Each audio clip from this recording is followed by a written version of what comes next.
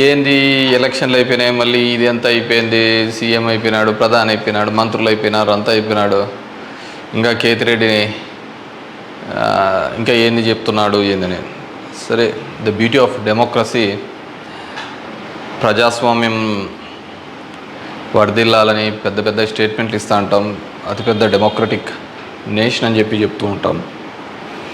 కానీ ప్రతి చోట కూడా ఏం జరుగుతుంది, ఏం జరిగిందని నేను 2014లో చూసా. దొంగ ఓట్ల ఎక్కించుకునే కార్యక్రమం, దాని మీద విపరీతంగా ఫైట్ చేయడం జరిగింది. తర్వాత దాన్ని ఆధార్ కార్డుతో లింక్ చేయాలని తీసుకున్నారు, కానీ మ్యాండేటరీ కాదు అనేది కూడా ఒక లింక్ పెట్టి తీసుకున్నారు. ఎందుకంటే మనకు అలా దరిద్రం ఉంది. గ్యాస్ సిలిండర్లు కావాలన్నా ఆధార్ కార్డుకి లింకు కావాలా, లేకుంటే ప్రతిదానికి ఆధార్ కార్డుతో ఉండాలి అని చెప్తారు. కానీ ప్రజాస్వామ్యాన్ని నిలబెట్టేది మాత్రం ఆధార్ కార్డుతో మ్యాండేటరీ కాదు అని చెప్పి ఇచ్చినారు. మరి మిగతా దానిలోకి అందరికీ మ్యాండేటరీ ఎందుకైందో, దీనికి ఎందుకు ఖచ్చితంగా ఇవ్వాలి అనేది మాత్రం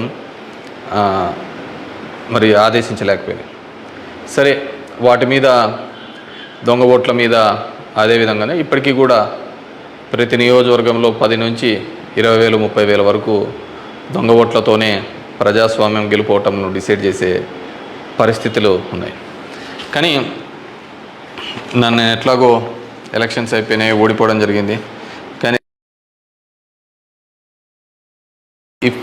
దీనికి సంబంధించి ఏ విధంగా ప్రతి ఒక్కటి చోట కూడా ఈవీఎంస్ అనేది ఇప్పుడు పెద్ద క్వశ్చన్ మార్క్.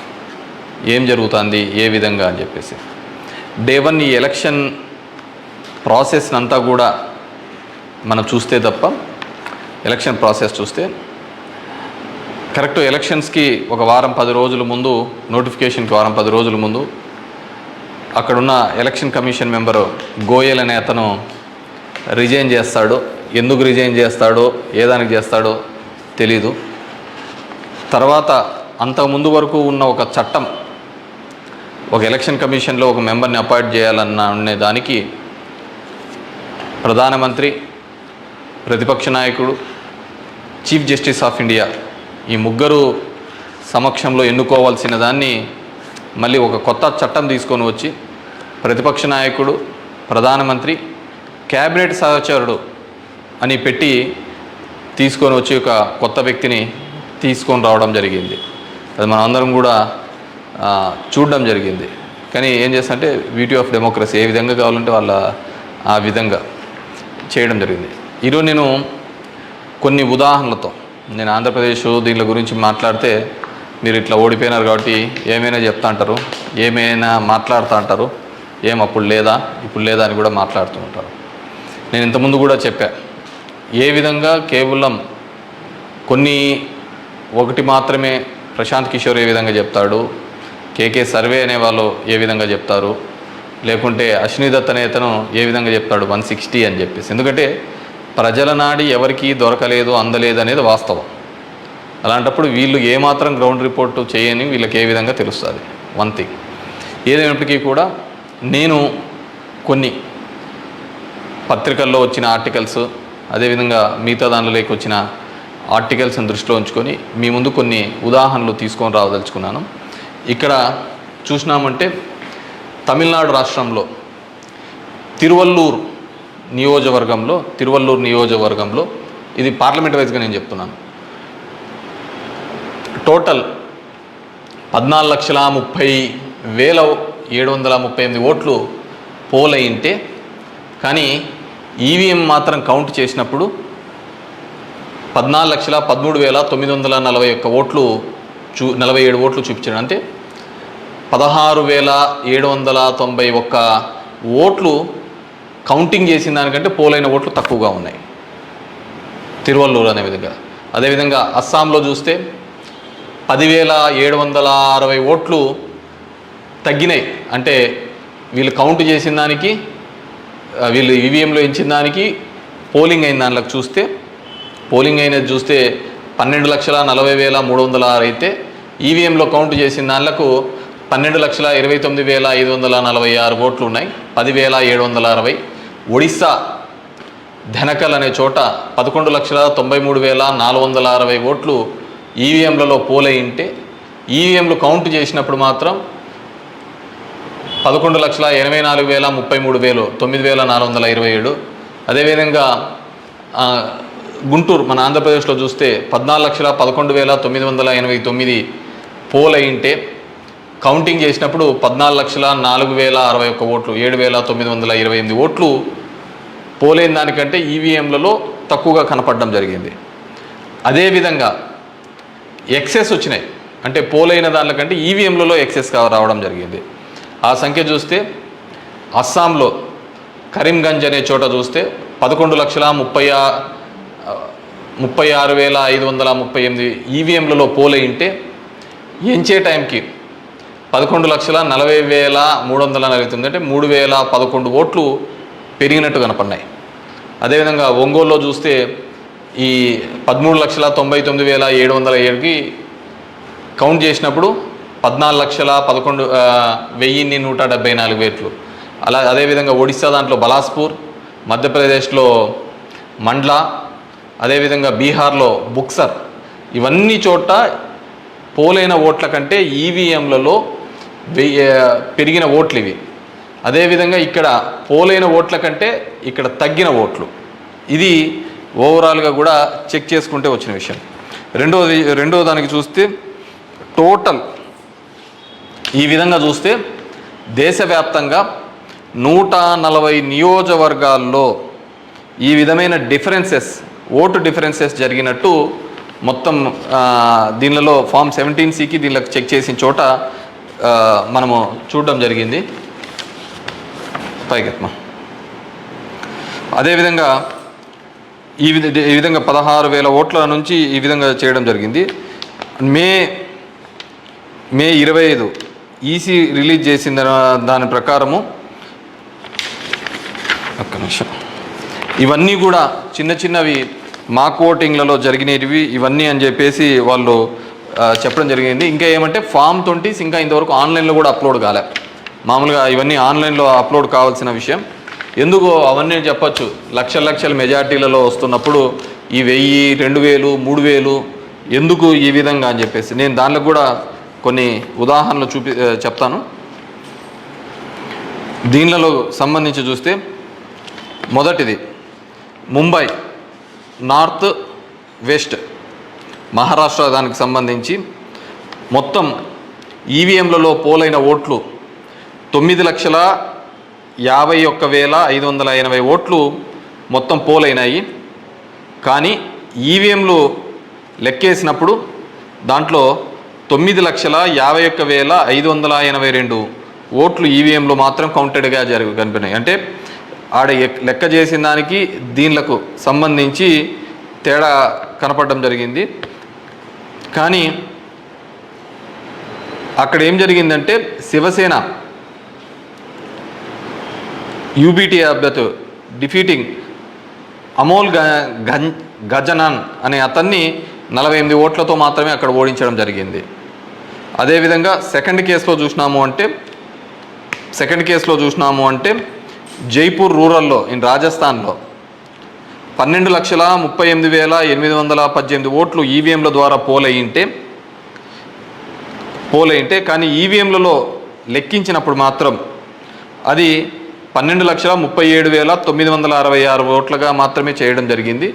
852 ఓట్లు అక్కడ కౌంట్ కాలే. 852 ఓట్లు అక్కడ కౌంట్ కాలేదు. బీజేపీకి సంబంధించిన రావు రాజేందర్ సింగ్ అనే అతను ఈ సీట్ని గెలవడం జరిగింది.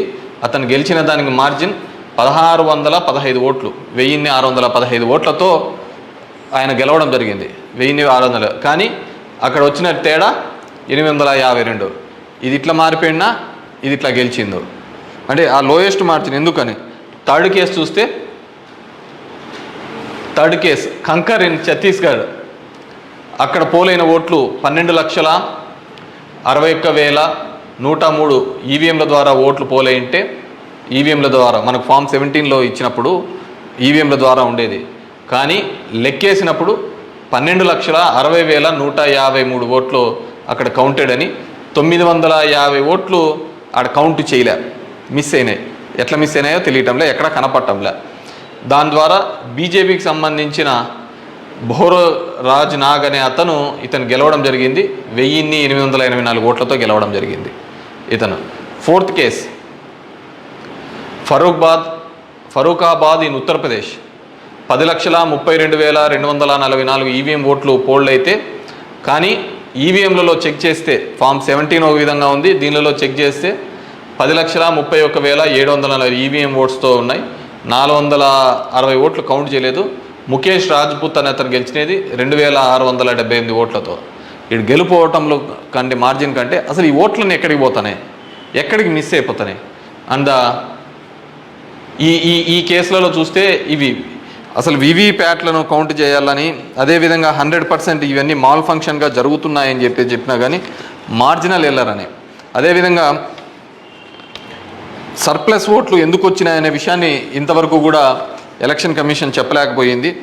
అదేవిధంగా పార్లమెంట్ వైజ్గా ఎక్కడ తగ్గినాయి ఏ విధంగా అని చెప్పేసి ఇంతవరకు ఒక స్టేట్మెంట్, ఒక రీజనబుల్ స్టేట్మెంట్ కూడా ఇవ్వలేకపోయింది. ఈవీఎంలలో ప్రతి దానిలోనూ కూడా ప్రతి పార్లమెంటుకు సంబంధించి ఈ విధంగా తక్కువ ఎక్కువ వచ్చినట్టు కూడా వాళ్ళు చూపించలేని పరిస్థితి. ఎందుకంటే ఇది గెలుపోవటంలో సంబంధించిన సమస్య కాదు. ఎలక్షన్ కమిషన్ ఇంకా ఫామ్ 20 అనేది అప్లోడ్ కాకపోవడం, ఎలక్షన్ కమిషన్ కేవలం ఒక 10 రోజుల ముందు ఎందుకు అతను రిజైన్ చేసినాడు, ఏ కారణాల వల్ల రిజైన్ చేసినాడు, ఎన్నుకునే పద్ధతిలో పాత పద్ధతిని తీసేసి కొత్త పద్ధతి ద్వారా ఎందుకు ఎన్నుకోవాల్సి వచ్చింది, ఎందుకు మిగతా వాళ్ళందరూ కూడా చాలా అర్లీగా ఇది 400 అని ప్రిడిక్ట్ చేస్తూ ఒక భావన చెప్పడం. మనం టీవీలలో కూడా చూసినామంటే ఆంధ్రప్రదేశ్లో 9:30, 10 కల్లా కూడా అసలు కౌంటింగ్లో అనేది ఒక రీజనబుల్కి రానిదే 100, 150, 120 అని ప్రొజెక్ట్ చేసినారు. అసలుకు వైసీపీ సీట్లు 25 కంటే దాటి చూపిలా. అసలుకు మొదట అర్ధ గంటలోనే మొత్తం నియోజకవర్గం అంతా ఏ విధంగా చూపిస్తారు, మొత్తం రాష్ట్రం అంతా ఏ విధంగా రిప్రజెంట్ చేస్తారు. సో ఆ విధంగా రిప్రజెంట్ చేయడానికి ఏంటంటే బేసిక్గా అక్కడున్న ఏజెంట్లు కావచ్చు, అధికారులు కావచ్చు, వన్ సైడెడ్గా పోవడం కోసం ఆ విధంగా చేసినారు. ఆ విధంగానే ఉండడంతో ఆల్మోస్ట్ వాళ్ళందరూ కూడా 10:30 నుంచి బయటికి రావడం మొదలుపెట్టినారు. ఏం జరిగింది అనేది అసలు ఎవరికే కానీ అర్థం కాలేదు. టీవీలలో చూసినాము అంటే అసలు 8:30 అంటే 9:30 కల్లా 100, 150 సీట్ల లేక వచ్చేసిన ఎలివేషన్స్ అన్నీ ఇవ్వడం జరిగింది. సో ఏ విధంగా మీడియా ఎలక్షన్ కమిషన్ వెబ్సైట్లలో పెట్టలేదు, అక్కడ ఆ విధంగా ప్రాజెక్టు కాలేదు. కానీ వీళ్ళే మొదటే చేయడం వల్ల ఏంటంటే దానివల్ల ఏజెంట్లు అక్కడ నుంచి వెళ్ళిపోతారని చెప్పేసి, అదేవిధంగా ఉద్యోగస్తులు అందరూ కూడా వన్ సైడెడ్గా జరిగిపోతే ఏజెంట్లు అందరూ పోయినారంటే వీళ్ళు రాసుకునేదే రాత అయిపోతుంది కదా. సో ఆ విధంగా అబ్జల్యూట్ మెజారిటీస్ ఇదైతే అంటది. అదేవిధంగా సో ఇదంతా కూడా మనం నిజమైన ప్రజాస్వామ్యంలో దొంగ ఓట్ల మీద ఉన్నామా, లేకుంటే ఈవీఎంలో మిషనరీస్ మీద పనిచేస్తున్నామా, నాకు ఓడిపోయినానని నేను బాధతో కాదుగా చెప్తున్నానని కానీ అందుకే నేను ఆంధ్రప్రదేశ్ స్టేట్ గురించి ఎక్కడ చెప్పలే. దేశంలో జరిగినది వివిధ దీనిలలో చెప్పినది. ప్రశాంత్ భూషణ్ కూడా ఆయన సీనియర్ లాయర్గా కూడా ఆయన కూడా పోరాడుతున్న సందర్భం చూసాం. సో ఇది మనం మాట్లాడకపోతే, ఎందుకంటే మేము ఎక్కడైనా ఊర్లలో పోయినా కానీ, ఊరు నుంచి వచ్చినా కానీ, టౌన్లో కానీ మిగతా వాళ్ళన్నా మేము వేసామని చెప్తున్నారు. మరి వేసింటే ఓట్లు ఎక్కడికి పోయినాయి, ఎవరికి పోయినాయి? ఎక్కడి నుంచో వచ్చి 3,000తో గెలుస్తామని చెప్పేసి ధర్మవరంలో 2 నెలల నుంచి చెప్తున్నారు. ఏ విధంగా ఆ ఫిగర్ అచీవ్ అయ్యి 3 నెలల నుంచి చెప్తుంటారు? So it's a big question mark. So there is completely ఏదో ఒక సెక్షన్లో అయితే మ్యానిపులేషన్ జరిగింది. ఇప్పుడు ఏం చేసేది ఎందుకు కాదు, కానీ జస్ట్ ప్రజలందరూ కూడా మనం అందరం వివేకంగా ఆలోచించుకొని డెమోక్రసీ ప్రజాస్వామ్యాన్ని ఇదే పెట్టుకుంటూ పోతా అంటే మోడీ 3 అవుతుంది, మోడీ 4 అవుతుంది, మోడీ 5 అవుతా ఉంటుంది.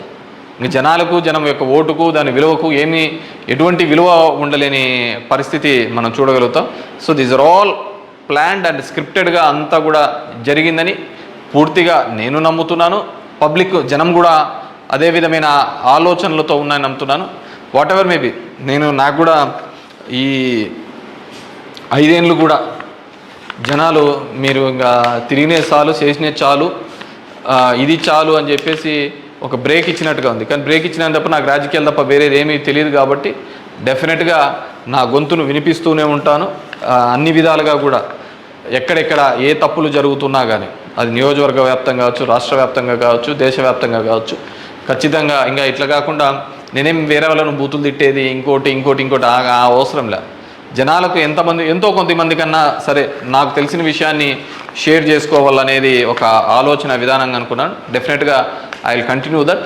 ఎందుకంటే చూస్తున్నాం అక్కడక్కడ జరిగినవి ఇవన్నీ కూడా. ఐ వాంట్ టు గివ్ ఎన్నుకున్న ప్రభుత్వానికి కూడా వాళ్ళకు కూడా మనం కూడా ఒక 6 months మనం కూడా టైం ఇవ్వాలి. వాళ్ళు ఏం చేస్తారు, వాళ్ళు ఇచ్చిన మాటను ఏం చేస్తారు, ఏ విధంగా కట్టుబడి ఉంటారు అనేది చూడాలి. ఎన్నెన్నో వాగ్దానాలు ధర్మవరానికి ఇచ్చినారు, రాష్ట్రానికి ఇచ్చినారు, చాలా వాగ్దానాలు ఇచ్చినారు. కానీ అవి ఎంతవరకు నెరవేరుస్తారు, లేదు కేవలం కక్ష సాధింపు చర్యలతోనే మిగిలిపోతారా, ఇవన్నిటినీ కూడా కాలమే సమాధానం చెప్తుంది. సో అప్పుడు end of the day who is the best అనే పద్ధతికి మనం అందరం కూడా మాట్లాడుకుంటామని చెప్పేసి తెలియజేసుకుంటూ, ఈ ఈవీఎంస్లో జరిగిన ప్రతి ఒక్కటి కూడా మీ దృష్టికి తీసుకొని రావాలనే ఒక ఆలోచన. నాకు తెలిసిన డిఫరెంట్ పేపర్లలో ఆర్టికల్స్ డిఫరెంట్ వాళ్ళు ఇచ్చిన ఇన్పుట్స్ ప్రకారం నేను చెప్తున్నాను. సో ప్రతి ఒక్కరికి ఓటు హక్కు కల్పిస్తానన్న ఈసీ మరి ఇన్ని టోటల్ ఓట్లు వేసిన దానిలో చూస్తే దేశవ్యాప్తంగా 362 నియోజకవర్గాల్లో 5,54,598 ఓట్లు మిస్ అయినాయి, కనపడటం లేదు.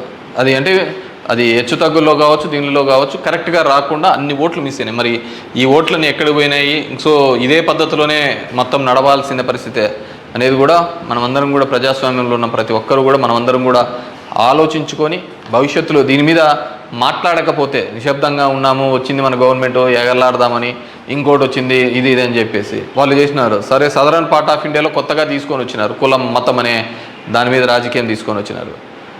కానీ ఇవన్నిటినీ కూడా ఆలోచించాలి. డెమోక్రసీని మళ్ళీ మనమందరం కూడా నిలబెట్టాలి అంటే కూడా ఇవన్నిటినీ కూడా ప్రజలు ఆలోచించుకొని వారి గలం ఇప్పి వారందరూ కూడా వీటి మీద మాట్లాడాల్సిందిగా కోరుతున్నాను. Thank you.